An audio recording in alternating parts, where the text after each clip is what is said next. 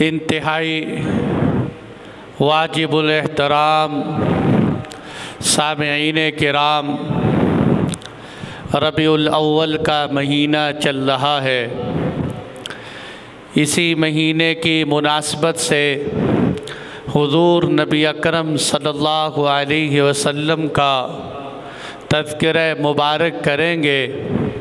اللہ جل جلالہ سے دعا ہے کہ وہ قرآن و سنت کی روشنی میں مجھے گفتگو کرنے کی اور ہم سب کو اس پہ عمل کی توفیق عطا فرمائے۔ میرے دوستو، اللہ جل جلالہ قرآن مجید میں ارشاد فرماتے ہیں، اے نبی جی، ہم نے آپ کو ان پڑھ لوگوں میں بھیجا۔ اے نبی جی، ہم نے آپ کو ان پڑھ لوگوں کے اندر بھیجا۔ اور قرآن میں اللہ تعالیٰ ایک اور جگہ پر جاہلیت اولیٰ کہتے ہیں حضور سے پہلے کے زمانے کو، اور ایک جگہ پر قرآن میں ہے کہ تم تو جہنم کے کنارے پر تھے، پھر اللہ کے محبوب تشریف لائے فَأَنْقَذَكُم مِّنْهَا، پھر انہوں نے تمہیں جہنم کے اس کنارے سے بچایا۔ میرے دوستو، یہ آیات سنانے کا مقصد یہ ہے کہ ان آیات سے کچھ غلط فہمیاں پیدا ہوئیں، اور لوگوں نے یا شارحین نے یا مورخین نے یا شعراء نے یہ پیش کیا کہ گویا کہ آپ صلی اللہ علیہ وسلم کی تشریف آوری سے پہلے جو عرب تھے وہ بالکل تہذیب و تمدن سے ناآشنا تھے، ان کو کوئی سلیقہ طریقہ نہیں تھا، ان کو کوئی بات کرنے کا ڈھنگ نہیں تھا، وہ قسمیں کھانے والے، شراب پینے والے، بچیوں کو زندہ درگور کرنے والے، اس طرح کی باتیں جب سنائی جاتی ہیں تو بندہ یہ سمجھتا ہے، ایک تصور ذہن میں پیدا ہوتا ہے کہ گویا حضور صلی اللہ علیہ وسلم تو بڑے گھٹیا خاندان میں تشریف لائے، معاذ اللہ۔ حالانکہ قرآن کیا کہتے ہیں؟ لَقَدْ جَاءَكُمْ رَسُولٌ مِّنْ أَنفُسِكُمْ۔ حضرت انس فرماتے ہیں کہ حضور پڑھا کرتے تھے لَقَدْ جَاءَكُمْ رَسُولٌ مِّنْ أَنفُسِكُمْ، کہ رسول اکرم صلی اللہ علیہ وسلم تم میں سب سے اعلیٰ خاندان میں تشریف لائے، تم میں عمدہ کے اندر، اشرف کے اندر، اعلیٰ خاندان کے اندر تشریف لائے۔ اور آپ صلی اللہ علیہ وسلم نے فرمایا، میں حسب کے اعتبار سے تم سے اعلیٰ، میں نسب کے اعتبار سے تم سے اعلیٰ۔ اللہ نے پوری دنیا میں سے پوری دنیا کو چھانٹا، پوری دنیا میں سے اللہ نے عربوں کو چھانٹا، عربوں میں سے اللہ نے قریش کو چھانٹا، قریش میں سے اللہ نے بنو ہاشم کے گھرانے کو چھانٹا، اور پھر مجھے محمد مصطفیٰ کو پیدا فرمایا۔ آپ صلی اللہ علیہ وسلم کو اللہ اعلیٰ خاندان میں بھیج رہے ہیں، بلکہ تمام انبیاء کرام اعلیٰ خاندانوں میں تشریف لاتے ہیں۔ اس لیے آپ صلی اللہ علیہ وسلم نے یہ بھی فرمایا، آپ نے فرمایا آدم علیہ السلام سے لے کر میرے نسب تک بیچ میں کوئی ایسا نہیں آیا کہ جو زنا کرنے والا زانی ہو یا زنا کرنے والی عورت ہو۔ اللہ نبیوں کے نسب کو اتنا محفوظ رکھتے ہیں، اتنا محفوظ۔ اس لیے جب سیدہ عائشہ صدیقہ رضی اللہ عنہا پر تہمت لگی، اور یہ بھی حیرت کی بات ہے کہ یوسف علیہ السلام پر تہمت لگی تو اللہ نے گواہی دینے کے لیے یوسف علیہ السلام کے بیٹے کو اٹھایا، اور یوسف علیہ السلام کی گواہی دینے کے لیے دربار میں سے ایک بچے کو اٹھایا کہ تم گواہی دو کہ چیک کرو اگر یوسف علیہ السلام کا قمیض آگے سے پھٹا ہوا ہے، پیچھے سے پھٹا ہوا ہے، وہ میں آپ حضرات کے سامنے بتا چکا ہوں۔ सय्यदा मरियम पर तोहमत लगी। ईसा अलैहिस्सलातु वस्सलाम खुद बोले इन्नी अब्दुल्लाह आतानियल किताब व जअलनी नबिया। जब सय्यदा आयशा सिद्दीक़ा पर, मेरी माँ पर, हुजूर की ज़ौजा मुतहरा पर तोहमत लगी तो अल्लाह का कुरान खुद गवाही लेकर आया और अल्लाह ने अर्शों से खुद गवाही दी। गवाही बड़े ज़बरदस्त अंदाज से दी, लेकिन एक आयत में अल्लाह बड़ी ज़बरदस्त बात इरशाद फरमा रहे हैं वलौला इस समिअतुमूहु लकुल्तुम मा यकूनु लना अन नतकल्लम बिहाज़ा सुब्हानका हाज़ा बुहतानुन अज़ीम। ऐ मुसलमानों, तुम्हें तो ये बात सुनते ही कह देना चाहिए था। जब अम्मा आयशा सिद्दीक़ा पे तोहमत लग रही थी, तुम बग़ैर सोचे समझे फ़ौरन ये बात कहते कि कैसे हो सकता है कि नबी के बिस्तर पे कोई नापाक औरत आ जाए। ये कैसे हो सकता है? ये तो बहतान है, बहतानुन अज़ीम है, बहुत बड़ा बहतान है। इसलिए मेरे दोस्तों, कहना ये चाहता था, आज के जुमे में जिस नुक्ते पे गुफ्तगू करूँगा, हुज़ूर सल्लल्लाहु अलैहि वसल्लम से पहले अरबों की कुछ सही हालत आपके सामने लेके आऊँ, ताकि जब कभी हम सीरत का मुताला करें और आपसे पहले के हालात का जायज़ा लें तो हमें आसानी से मालूम हो सके कि क्यों अल्लाह ने सारी दुनिया में से अल्लाह ने अपने महबूब को अरबों में क्यों भेजा, क्यों चुना अरबों को। पाकिस्तान वालों को मिल जाते, पंजाबियों को मिल जाते, सिंधियों को मिल जाते, अफ़गानियों को मिल जाते, किसी को भी मिलते, लेकिन इमामुल अंबिया तशरीफ़ लाए हैं अरबों के अंदर और सरज़मीने बैतुल्ला पे तशरीफ़ लाए हैं, जो मरी की तरह नहीं, जहाँ सरसब्ज़ पौधे नहीं, यहाँ बहते हुए चश्मे नहीं, यहाँ बहुत खूबसूरती नहीं, वहाँ अपने महबूब को भेजा है। ये समझ आएगा अगर आप मेरी आज की गुफ्तगू तवज्जो से सुन लें। ये तमहीद बांधी सारी। मेरे दोस्तों, उम्मत ने अपने अंदर बड़े बड़े इनकिलाबात देखे, बड़े बड़े इनकिलाबात आए, लेकिन कायनात ने ऐसा इनकिलाब कोई नहीं देखा कि एक ऐसी कौम हो जिसको अपनी तहज़ीब पर फ़ख्र हो, जिसको अपने तमद्दुन पर फ़ख्र हो, जिसको अपनी रोशन ख़याली पर फ़ख्र हो, जिसको अपनी सलीका शिआरी पर फ़ख्र हो। वो कौम जो आज़ाद हो, इंडिपेंडेंट हो, ख़ुद मुख्तार हो, अपने ज़मीर की आवाज़ पर वो ऐसा पलटे, ऐसा पलटे कि अपनी साबिक़ा ज़िंदगी को जहालत समझने लगे। ये कौम कौम अरब थी जिसको अपनी तहज़ीब पर बड़ा फ़ख्र था। ये कौम जो सरज़मीने हिजाज़ पे रहती थी, जिनके बिल्कुल दामन में बैतुल्ला था, जो अपने आप को अरब बोलते थे कि गुफ्तगू करने का सलीका हमें आता है, बाकी ये सारी दुनिया अजम है, ये गूंगे हैं, इनको बात करने का सलीका नहीं आता, अजमा हैं, मवेशियों की तरह हैं, और अपने आप को कहते थे तहज़ीब हमारे पास, तमद्दुन हमारे पास, कसीदे कहने का ढंग हमारे पास। लेकिन क्या बात है, जब मेरे नबी तशरीफ़ लाए, आप सल्लल्लाहु अलैहि वसल्लम आए, आपकी ज़िंदगी सामने आई, तो अरबों ने कोई जबर नहीं, कोई ज़बरदस्ती नहीं, तलवार सर पे रख के नहीं, बल्कि खुशी से मेरे नबी की सीरत को ऐसा सीने से लगाया। अपनी साबिक़ा तहज़ीबों को जाहिलियत कहा करते थे, अपने साबिक़ा तमद्दुन को पे अफसोस किया करते थे और कहा करते थे वो हमारा शेर व शायरी का इल्म कोई इल्म नहीं था, जहालत थी, असल इल्म तो ये है जो हुजूर तशरीफ़ लेके आए। ऐसा पलटा कायनात ने आज तक नहीं देखा। और फिर ज़ाहिरी जिस्म से नहीं झुके कि इधर झुक गए दिल किसी और तरफ, बल्कि जिस्म भी झुकाया, दिल भी झुकाया, हुजूर की हिदायत को सीने से लगाया, पूरे का पूरा अमल करने लगे। اس کے لیے میں ایک قصہ آپ کو سنانا چاہوں گا جس سے میری بات مزید پختہ ہوگی۔ وہ قصہ یہ ہے کہ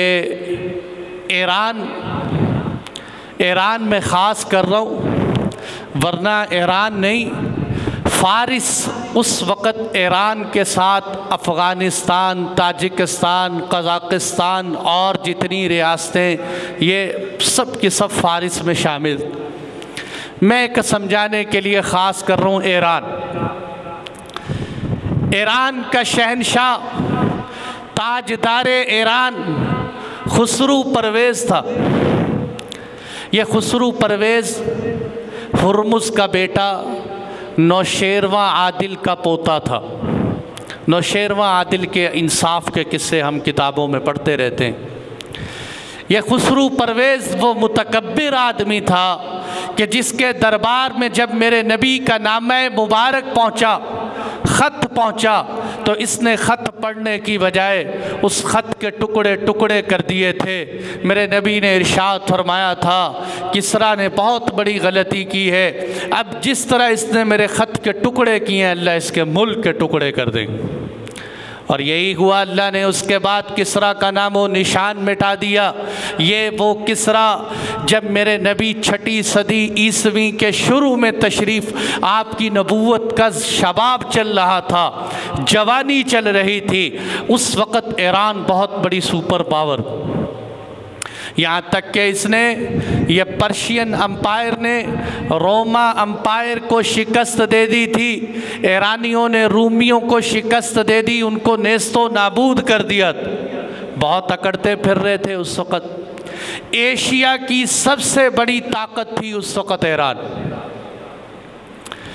اس ایران کے دربار میں ایک اور آدمی، سمجھ لیں پھر بات سمجھ میں آئے گی، نعمان بن منذر، یہ عربوں کا رئیس آدمی تھا، بہت مالدار آدمی تھا۔ اس کے ابا کا نام بھی منذر، دادا کا نام بھی منذر، عرب ایسے نام رکھ لیتے۔ نعمان بن منذر بن امرؤ القیس۔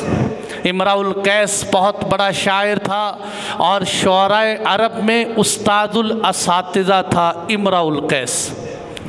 تو بہرحال نعمان ابن منذر نے کوفہ سے 3 میل کے فاصلے پر ایک شہر تھا خلیج فارس کے بالکل اوپر، جس کو ہیرا بولتے ہیں، ہیرا، یمن کے بالکل سامنے ہیرا۔ اس شہر کے اندر اس نے اپنی ایک سلطنت قائم کر رکھی تھی خود مختار، اور خلیج فارس کراس کرو تو افریقہ کی طرف سے حبشہ آ جاتا تھا، حبشے میں عیسائی رہتے تھے، اس لیے ان کو ڈر تھا کہ عیسائی کہیں ہمارے ملک پہ حملہ نہ کر دیں، تو یہ ایران کے ساتھ اپنے تعلقات رکھتے تھے تاکہ ہماری حفاظت کریں۔ ایک دفعہ ایسا ہوا کہ ایران کے بادشاہ نے پورا دربار سجایا اور خود تخت پر بیٹھا، دنیا بھر کے سفیر، روم کے، شام کے، چائنا کے اور ہندوستان کے سفیر وہاں آئے، سب نے اپنے اپنے ملک کے حق میں تقریریں کی۔ میں ایک بہت بڑی غلطی کی اصلاح کر رہا ہوں، یاد رکھیے میرے دوستو، کیونکہ یہ میں آپ کو اس لیے دکھا رہا ہوں کہ اس وقت ساری دنیا کے اندر عربوں کا کیا مقام تھا، عربوں کا کیا جغرافیہ تھا، کہ ایران کے دربار میں ساری دنیا کے سفیر اکٹھے، اور انہی سفیروں کے اندر ایک سفیر نعمان بن منذر، عربوں کا سفیر، وہ بھی وہاں ہے۔ جب سب سفیروں نے تقریریں کی اپنے ملک کے حق میں، نعمان بن منذر کھڑا ہوا، اس نے ایسی شان سے عربوں کی تعریف کی، یوں لگنے لگا جیسے پوری دنیا کے اندر عرب سب سے اونچے، عرب سب سے اعلیٰ ہے۔ لیکن اس کو تو برداشت نہیں ہو رہا تھا نا کہ بھئی میں عربوں کی اتنی تعریف کیسے سن لوں۔ اس نے فوراً ٹوکتے ہوئے کہا، وہ عیب بیان کیے جو آج ہمارے ہاں بیان کیے جاتے ہیں۔ اس نے آگے سے کہا کہ تو ایسی قوم کو ساری دنیا پہ غالب کرنا چاہتا ہے جن کو نہ دین کا پتہ ہے، نہ دنیا کا پتہ ہے۔ یہ عربوں کے عیب بیان کر رہے کسریٰ، ایران کا بادشاہ، جس کو نہ دین کا پتہ ہے نہ دنیا کا پتہ ہے، وہ پہاڑوں میں رہتے ہیں، وحشیانہ زندگی گزارتے ہیں، جب بھوک لگتی ہے بچوں کو قتل کر دیتے ہیں، بچیوں کو زندہ درگور کر دیتے ہیں۔ ان کی سب سے قیمتی خوراک اونٹ کا گوشت ہے، اونٹ کے گوشت کو تو کتے بھی کھانا پسند نہیں کرتے، اور پھر یہ اس کو ان کے مہمان آتے ہیں تو زیادہ سے زیادہ مہمان کی مہمان نوازی کیا کرتے ہیں؟ اونٹ کا گوشت کھلا کے خوش ہو جاتے ہیں۔ خوراک ان کی اچھی نہیں، لباس ان کا اچھا نہیں، ایسے عربوں کو تو ساری دنیا پہ فوقیت دینا چاہتے ہیں۔ نعمان ابن منذر نے یہ بات جب سنی، کہنے لگا بادشاہ سلامت، بات آپ کی ٹھیک ہے، آپ لوگوں کو اللہ نے بڑی فوقیت دی ہے، بڑے مقام عطا فرمائے ہیں، لیکن ایک بات یاد رکھنا کہ جو اجتماعی طور پر اللہ نے صفات عربوں کو دی ہیں وہ دنیا میں کسی کو بھی نہیں دی۔ اب یہ وہ میں صفات آپ حضرات کو سنانا چاہتا تھا تاکہ آپ کو پتہ چلے کہ ہمارے نبی کہاں تشریف لائے۔ عرب کا جغرافیہ، اس نے کہا دیکھو، اب وہ اپنی اس تمہید کے اوپر بات شروع کر رہے ہیں۔ اس نے کہا کیا زبردست تماچا مارا ہے ایران کے بادشاہ کے منہ پر، کہنے لگا کسریٰ، مانا کہ تم فاتح ہو، تمہارے بڑے بھی فاتح بن کے دنیا سے گئے ہیں، تم نے بڑے بڑے قلعوں پہ پرچم لہرائے ہیں، لیکن یاد رکھو ہم بھی تمہارے پڑوس میں رہتے ہیں، ہم نے بھی تمہارے بڑے بزرگوں کے ساتھ یہاں پڑوس میں وقت گزارا ہے، پر آج تک تم نے کبھی عربوں کا رخ نہیں کیا۔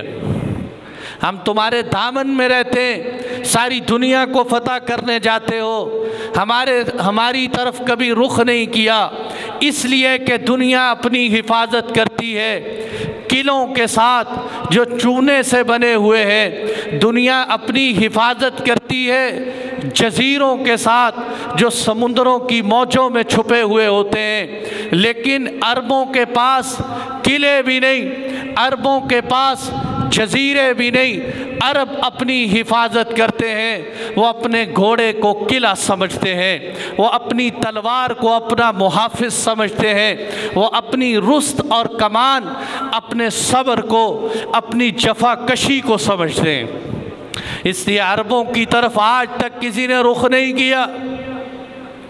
دوسری بات، اللہ نے حسن عربوں کو عطا فرمایا کہ جن کی ناک پھٹی ہوئی نہیں، جن کے چہرے بہت بڑے نہیں، جن کے رخسار درمیانے، جن کے ہونٹ بہت بڑے نہیں، جن کا سینہ کشادہ، چھوٹے قد نہیں، بہت لمبے نہیں، درمیانے قد اللہ نے ان کو عطا فرمائے، حسن کے اعتبار سے سب سے اعلیٰ ہیں۔ تیسری بات، فصاحت کے اندر، ادب کے اندر جو قصیدے عربوں نے پڑھے آج تک کسی نے نہیں پڑھے۔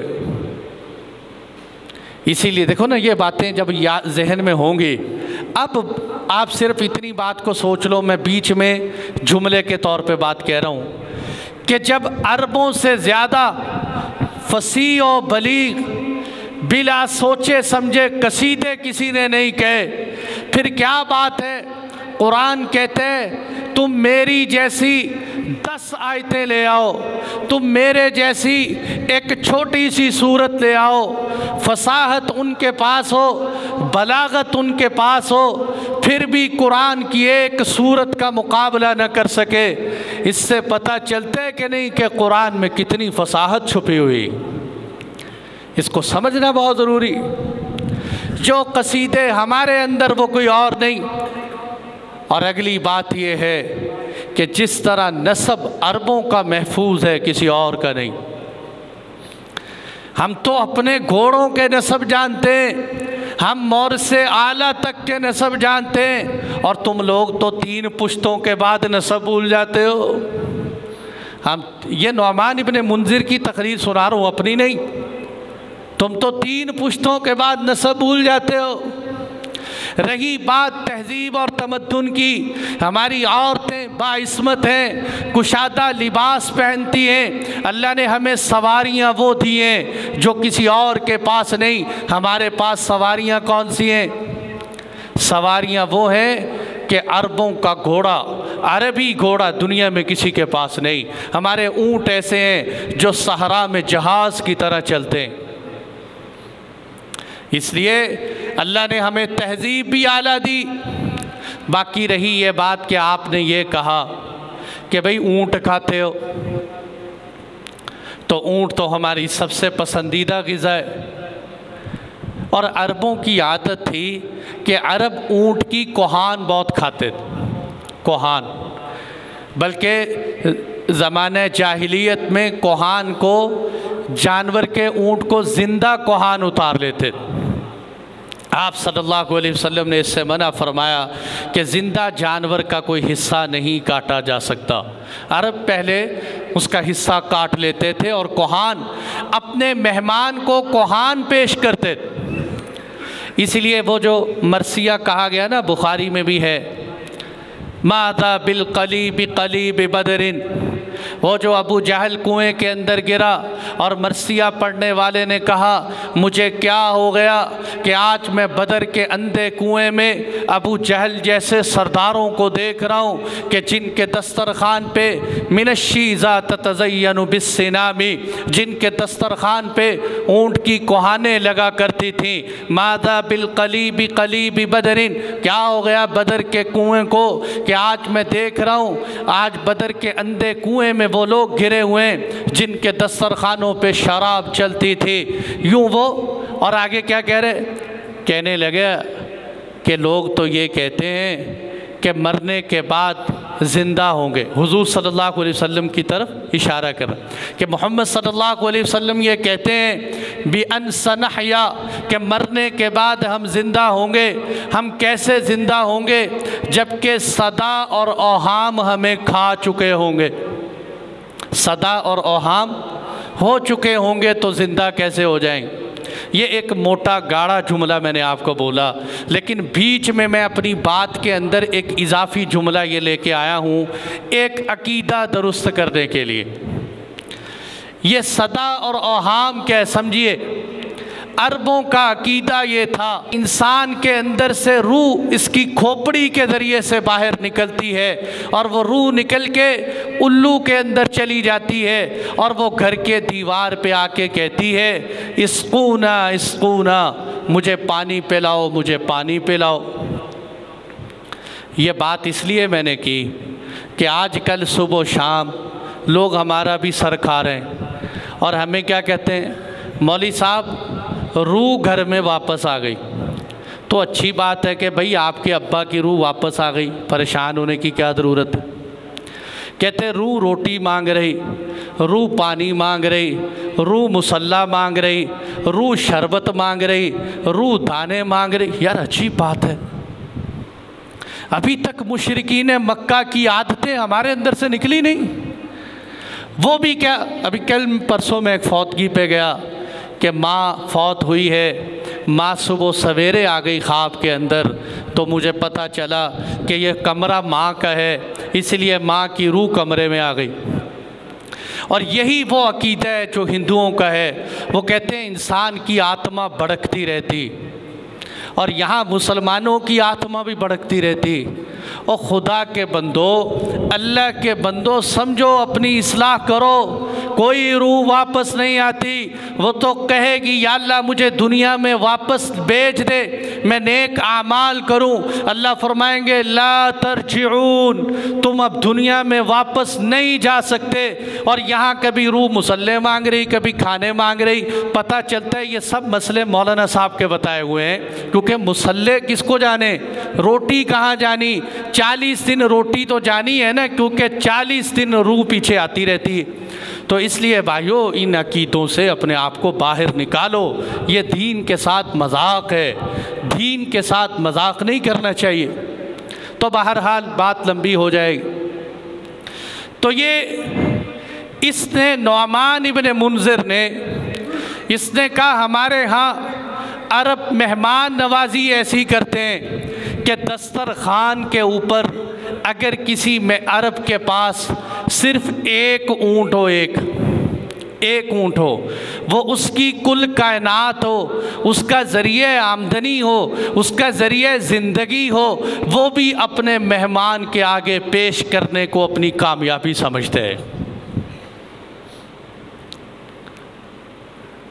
بتایا کسی نے کہ میرے نبی یہاں تشریف لائے، وہ خاندان کیسا تھا؟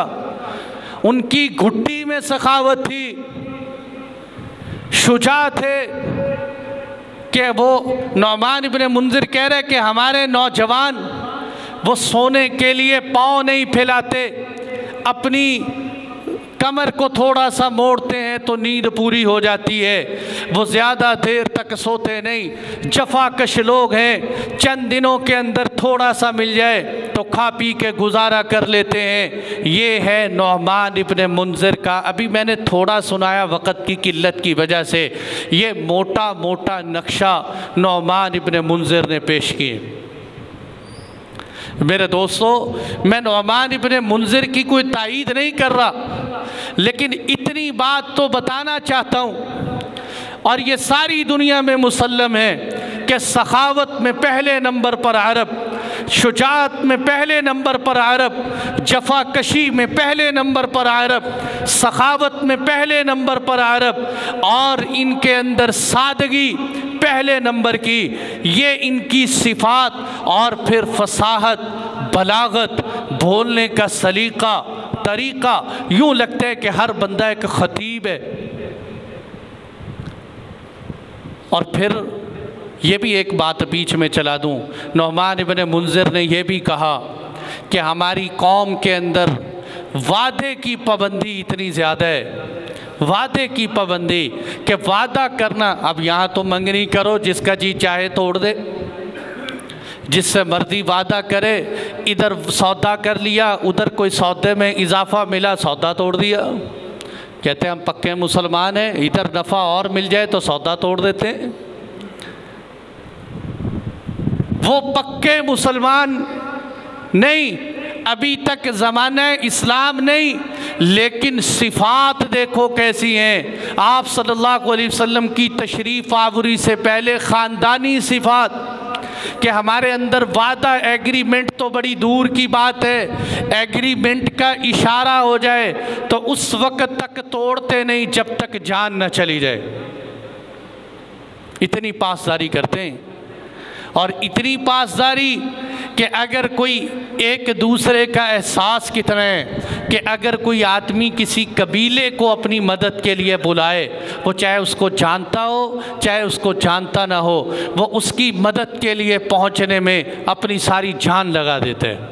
اور اگر کوئی قبیلہ آ کے ان کے پاس پناہ چاہے تو وہ اس کو پناہ دیتے ہیں، چاہے وہ کوئی ظلم کر کے آیا ہو، اس کو اس وقت تک اس کے آنچ نہیں آنے دیتے جب تک خود ہلاک نہ ہو جائے۔ یہ میرے دوستو، یہ کوالٹیاں تھیں، یہ صفات تھیں عربوں کے اندر، تبھی اللہ نے اپنے محبوب کو عربوں میں بھیجا، خاص طور پر خطہ حجاز میں بھیجا، کہ صفات سخاوت کی دو تین باتیں بیچ میں کر دوں۔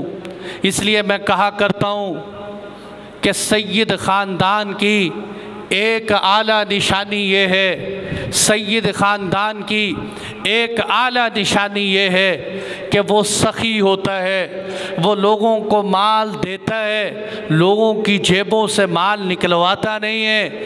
اگر وہ مال نکلوانے والا سید ہے تو سمجھو کہ تمہارے سامنے ہی سید بنے۔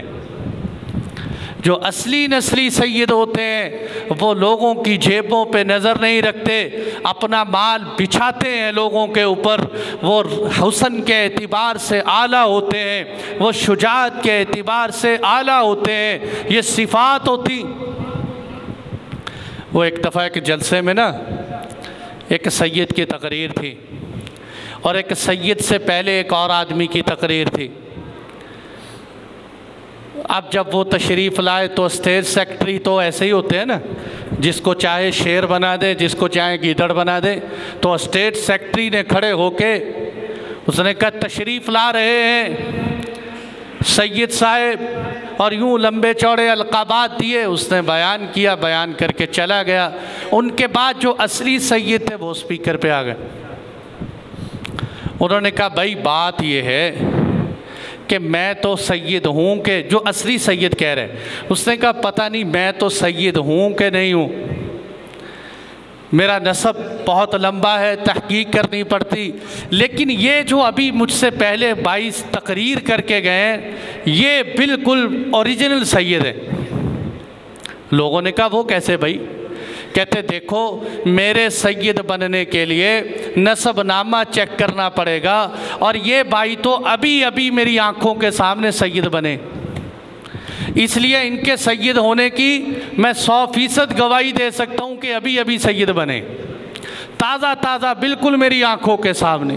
تو لوگوں کو یہ بھی ایک شوق چڑھا ہوتا ہے۔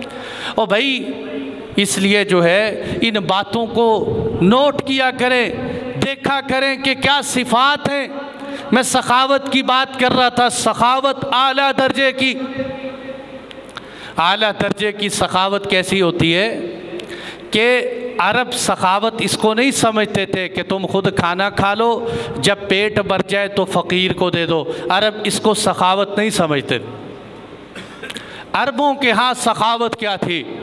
اور جا کر آج بھی مسجد حرام میں دیکھیں، مسجد نبوی علی صاحبہا کے اندر دیکھیں، آپ کو عربوں کی سخاوت 1400 سال بعد جب امت کہاں سے کہاں چلی گئی، میرے نبی کے خاندان کی آج بھی سخاوتیں نظر آتی ہیں۔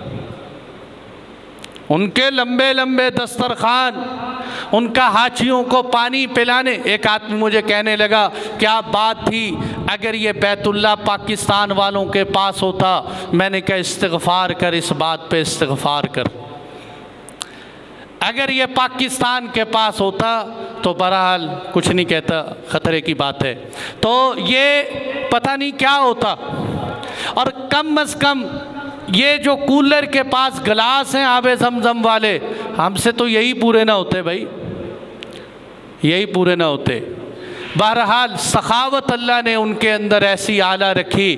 ایک عورت ہے کبشہ، اس کا نام ہے، اپنے شوہر کی تعریف کے اندر کہہ رہی ہے میرا شوہر ایسا ہے کہ میرا شوہر کیسا، اپنے شوہر کی صفات دیکھو کیا بیان کر رہی، میرا شوہر وہ ہے جو اونچے ستونوں والا گھر بنانے والا ہے، اونچے ستون والا گھر۔ پہلے یہ صفات سنیں، میں وضاحت کرتا ہوں۔ میرا شوہر وہ ہے جو اونچے ستون والا گھر بنانے والا ہے، عظیم الرماد، اس کے گھر کے اندر کبھی راکھ ختم نہیں ہوتی، ہمیشہ راکھ پڑی رہتی ہے، طویل النجات، میرا شوہر بہادر ہے، شجاع بہت زیادہ ہے، اس کے گھر کے پاس ہی پنچایت بیٹھتی۔ اب یہ کیا کہنا چاہ رہی؟ میرے شوہر کا گھر بڑے اونچے ستونوں والا ہے۔ عربوں کی عادت تھی کہ عرب اپنا گھر پہاڑوں کے اوپر اعلیٰ سے اعلیٰ اونچا گھر بناتے، تاکہ جب کوئی مسافر دور سے آئے، دور سے آئے اس کو دور سے آتے ہی وہ بلند و بالا نظر آئے، اور وہ وہاں جائے اور وہاں سے اپنا کھانا وصول کر لے۔